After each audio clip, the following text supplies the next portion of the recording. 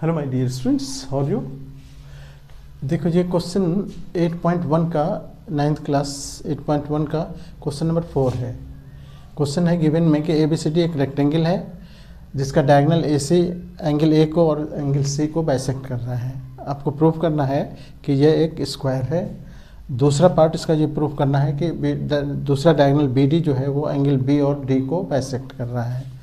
बहुत आसान क्वेश्चन है, एकदम आसानी से आप समझ सकते हो, कर सकते हो। और देयर आर मेनी वेज, इसको करने के कई सारे रास्ते हैं, इसलिए कोई एक मतलब कि रास्ता नहीं है कि हम जिससे कर रहे हैं वही परफेक्ट रास्ता है। कई तरह से हम कर सकते हैं इसको, लेकिन सिंपलेस्ट वे में हम ये आपको बता रहे हैं कि अगर हम लिखते हैं कि प्रूफ में कि सिंस ABCD क्या है, ABCD is a rectangle given है, तो एंगल A बराबर होगा एंगल C के 90 डिग्री के, क्योंकि दोनों 90 होगा, रेक्टेंगल है। इसलिए अगर हाफ कर दें हम इसको, हाफ A, तो इसको भी हाफ कर दें तो ये बराबर हाफ 90, यानी हाफ A के बदले में अब हम लिखेंगे BAC, एंगल BAC ये बराबर हो जाएगा हाफ C के बदले में, देखो ये BCA ये बराबर हो गया 45। क्यों बराबर है दोनों, तो दोनों 45 हो गया। अब जब ये दोनों एंगल बराबर हो गए तो इसके सामने का साइड देखो, ये साइड BC, देयरफॉर BC बराबर हो जाएगा BCA के सामने ये साइड है, ये साइड हो गया AB की।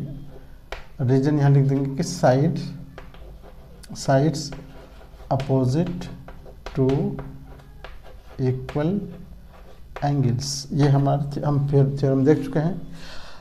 लेकिन ये हम देखो कि but BC is also equals to AD and AB also equals to CD, opposite sides of rectangle, therefore चारों साइड बराबर हो गए। AB बराबर हो गया CD, AB बराबर हो गया BC के, BC बराबर हो गया CD के, CD बराबर हो गया AD के, सब के सब बराबर हो गए। Therefore ABCD is a square। Okay, बहुत आसान है। अब ये स्क्वायर हो गया। अब दूसरा पार्ट में आते हैं। दूसरे पार्ट में अच्छा, अब हम देखो इस क्वेश्चन को अलग फिगर अलग से हम ड्रॉ कर लिए हैं। अब हमने इसको प्रूफ कर लिया है कि ये रेक्टेंगल जो है वो स्क्वायर है, तो स्क्वायर है तो सारे साइड इसके इक्वल हो गए, ये अब सारे साइड इक्वल हो गए। और इसमें BD डायगोनल है, जो आपको सेकेंड पार्ट में ये प्रूफ करना है कि BD डायगोनल ये एंगल B और D को बाइसेक्ट करता है। यही AC को तो आपने प्रूफ कर लिया, अब BD को B और D को भी ये बाइसेक्ट करता है, उसको हम देख रहे हैं। तो हम पहले इस दोनों ट्रायंगल को लेते हैं। इस दोनों ट्रायंगल को कॉन्ग्रुएंट प्रूफ करना तो अब बहुत आसान हो गया। अगर हम लेते सेकेंड पार्ट में इसका इन ट्रायंगल, अब हम यहाँ से लेते हैं इस तरह से ADB ले लो, और इधर से in triangle ADB and triangle CDB, ठीक है। इसमें देखो इस दोनों ट्रायंगल को कॉन्ग्रुएंट प्रूफ करने के लिए आप क्या करोगे, एक तो ये साइड देखो, ये साइड दोनों बराबर है क्योंकि स्क्वायर है, ये तो स्क्वायर हो गया तो ये दोनों साइड बराबर हो गए। और हम इस तरह से लिख सकते हैं कि AD, इसका AD साइड ये बराबर है इसका CD साइड के, साइड्स ऑफ स्क्वायर, सारे साइड बराबर होते हैं। और इसका ये साइड ये साइड इसके बराबर हो गया, ये साइड इसके बराबर हो गया, और ये साइड देखो अब ए बी साइड, इसका ए बी साइड ले लो, इसका ए बी साइड और इसका बी सी साइड, ये भी बराबर होगा, वही साइड्स ऑफ स्क्वायर, और ये बीच में डायगोनल हो गया, ये बी डी बराबर हो गया बी डी के, ये कॉमन है, कॉमन हो गया, क्योंकि ये हमने स्क्वायर प्रूफ कर लिया है, इसीलिए इसको हम इसके इक्वल, इसको इसके इक्वल लिख लिए, और ये बीच में कॉमन हो गया। तो अब ये दोनों ट्रायंगल हो गए congruent, triangle B A B D, यहाँ देखो ए डी बी, ये बराबर कॉन्ग्रेंट हो गया ट्रायंगल किसके, सी डी बी के, सी डी बी, या एस एस एस कॉन्ग्रेंसी, ठीक है।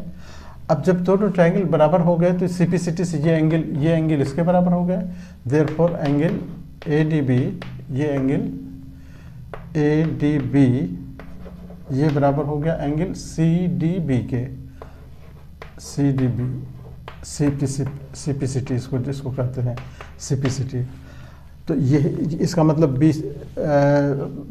देखो ये बी डी जो है इसको दो इक्वल पार्ट में डिवाइड कर दिया ना, ए डी बी और सी डी बी दोनों इक्वल हो गए, सिमिलरली ये भी इक्वल हो गया, सिमिलरली कह सकते हो,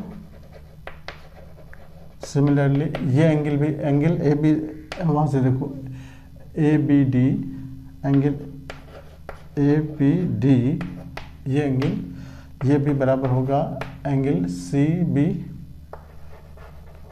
डी, ये भी सीपीसीटी से ही हुआ, और यही देयरफॉर देखो ये दोनों एंगल बराबर हो गए, यानी ये एंगल अगर हम इस तरह से इंडिकेट कर दें तो देयरफॉर दोनों सीपीसीटी से ही हुआ, therefore B D is bisector